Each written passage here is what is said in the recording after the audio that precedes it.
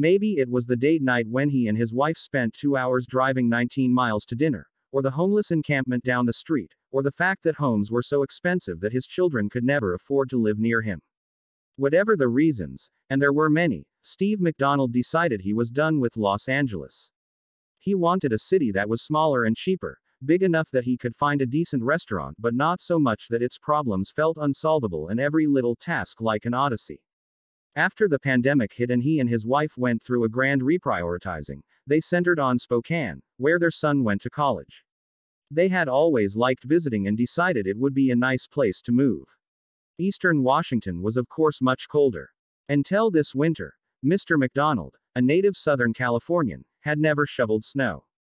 But their new house is twice as big as their Los Angeles home, cost less than half as much and is a 5-minute commute from City Hall, where Mr. McDonald works as Spokane's Director of Community and Economic Development. He arrives each day to tackle a familiar conundrum: how to prevent Spokane from developing the same kinds of problems that people like him are moving there to escape. Advertisement. I'm realizing more and more how important the future prosperity of this city is about getting housing right, he said. If we don't, it's going to track more closely with what happened in Los Angeles. Mr. McDonald knows the pattern, and so does everyone else who has been following the frenetic U.S. housing market for the past decade. The story plays out locally but is national in scope. It is the story of people leaving high-cost cities because they've been priced out or become fed up with how impossible the housing problem seems.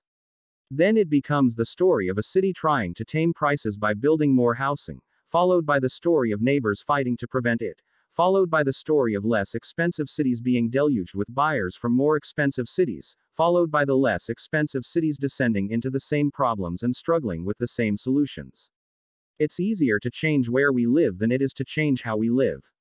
Whether it's Boise or Reno or Portland or Austin, the American housing market is caught in a vicious cycle of broken expectations that operates like a food chain. The sharks flee New York and Los Angeles and gobble up the housing in Austin and Portland, whose priced-out home buyers swim to the cheaper feeding grounds of places like Spokane. The cycle brings bitterness and "don't move here" bumper stickers, and in Spokane it has been supercharged during the pandemic and companies shift to remote work. No matter how many times it happens, no matter how many cities and states try to blunt it with recommendations to build more housing and provide subsidies for those who can't afford the new stuff, no matter how many zoning battles are fought or homeless camps lamented, no next city, as of yet, seems better prepared than the last one was.